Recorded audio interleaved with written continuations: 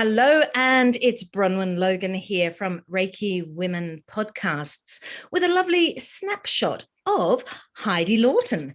And Heidi Lawton is a professional Reiki practitioner and teacher from the heart.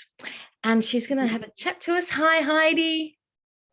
Hi, just wonderful to be here. I'm so humbled to be talking to you. I really am. Well, I'm excited to hear what you have to say. So, because what she's going to talk about today is a precept that she finds she needs to work with. And I like that because, often we talk about the ones that it's all very sweet, but, it's the challenges, isn't it? So tell me, Heidi, which precept are we talking about today? Ikaruna. So do not anger. I find that this precept helps me immensely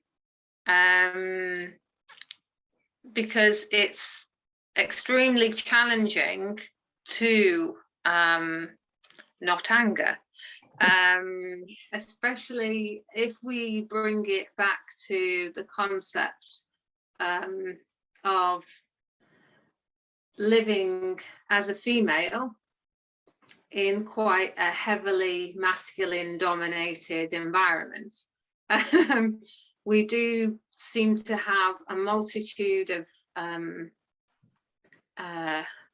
hats that we have to wear, really. Yeah. And so much is expected of us, and that's not to say that there's a lot to be expected of males, because that would be unfair. And I certainly wouldn't class myself per se as being a feminist. I'm more of a equalitist, if that's even a word. Yeah.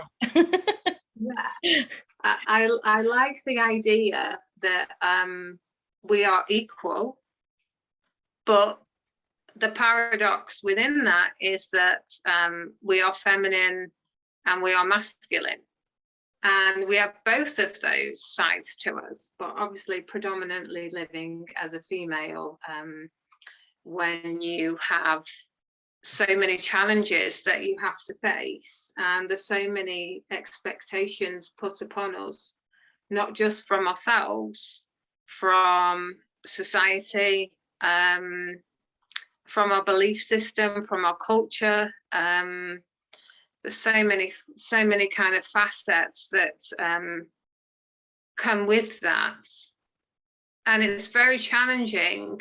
And for me, this precept means a great deal to me in the way that it brings the other precepts in. So it's okay, it would be lovely to kind of go around and have compassion to ourselves and compassion to others. But unless we've managed to reconcile with do not anger, then I don't see how that side of us, that compassionate side of us, can come through. So for me, this is the precept that is the nub of everything. And if I was to just kind of share with you where Reiki came from, to me anyway, I nearly lost my life having my second child, and I had huge PTSD afterwards, which manifested not only in physical disabilities that I had, but emotional trauma. It was on so many levels. It was rooted in all three diamonds. So I had that physical, that root kind of earth energy trauma within me, and I had the emotional, I had the kind of flashbacks, and all. It was just an amalgamation. And Reiki came to me, and the very first Reiki treatment I had, I was right back on that trolley in the hospital. Boom, straight back there. And it just lifted out of me. That trauma lifted. And from that point on, I've not looked back. And that was 15 years ago. So not only has it had such an overwhelming effect on me, it's also enabled me to cope with living day-to-day lives, how your day unfolds. And if you start every morning with the precepts, it becomes embodied in you. And all of those different triggers, I mean, it can be getting 3 children into a car in the morning, which can be challenging in itself, especially when, have you got your packed lunch? Have you picked this up? Have you done that? And then you're hit by traffic and you've got to be there on time. There's so many things that are coming at you in really a short space of time. But to recognize when that little nub can come up, and again that trickles down to having compassion to other drivers, to other parents that are having just the same kind of stresses as you, not to hit that with anger, because that doesn't serve us and it doesn't serve other people either. So for me, I've found that precept in particular allows me to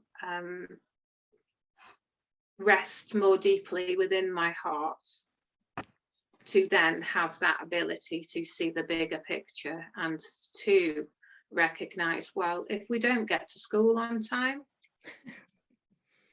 does it matter? Not for today. Do not anger. Do not worry. You know, be humble, be true to the essence of who you are, and show that compassion. And I really feel the more compassionate we are able to be, truly and honestly with truth, has a massive domino effect on those around us. And that for me is the essence of Reiki. That's beautiful, Heidi. Thank you for that. And I understand all those difficulties. Well, a lot of those difficulties. What I'd like to ask is, do you have any particular tip for people who might be watching about how to actually work with that anger? I think that's often we can be aware of it, but sometimes we're aware of it after the fact rather than prior or during the event. So is there something special that you do to help yourself with that? I think that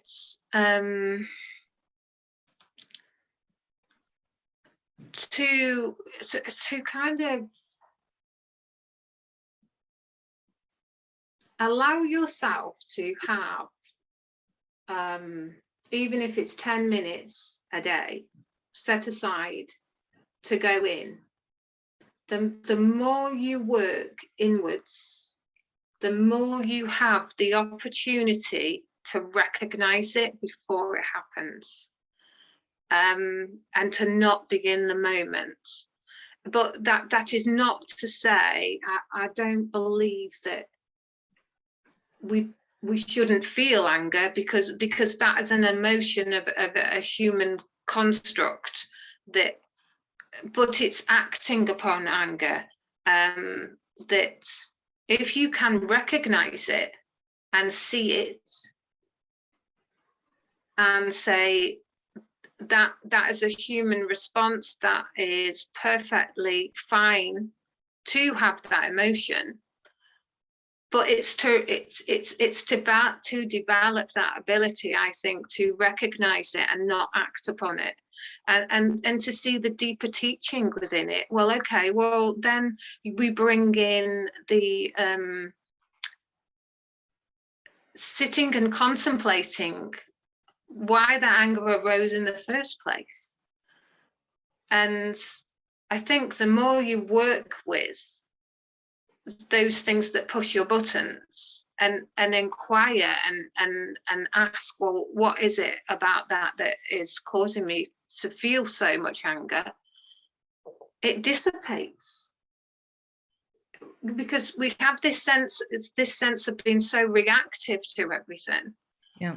We don't give ourselves the opportunity to even reflect on why we were angry in the first place. Okay. And for me, my only tip kind of would be, and this is from a personal perspective and what I've worked through, because what happened to me all those years ago was through no fault of my own. It was negligence. So swept within that was definitely a sense of anger. Well, why have you done this to me? You know, what did I do to deserve this? But that doesn't serve any purpose, because you can't change the past. Again, you know, bringing ourselves into that moment of just for today. Yeah. You know, and to be able to just give yourself a moment to reflect.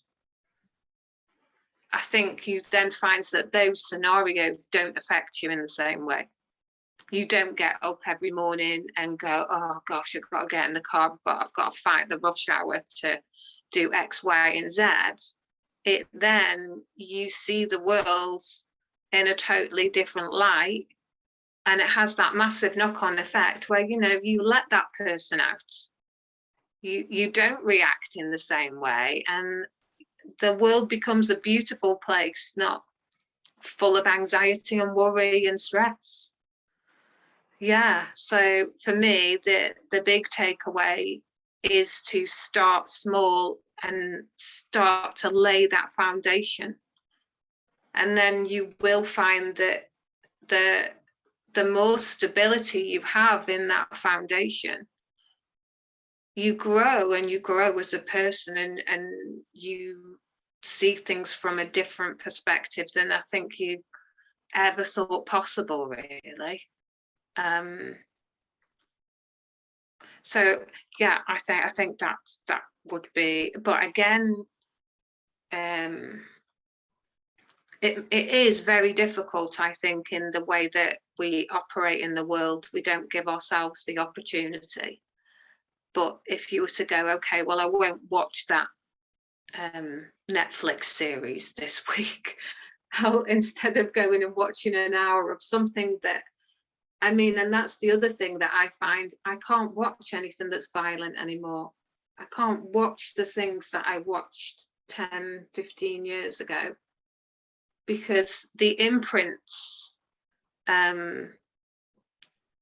I don't think we're fully aware of what it is that we are exposed to, and the impact that it has on our psyche and the way that we feel and the way that we operate. So my tip would be, don't watch that half hour. Take that half hour and just be with yourself.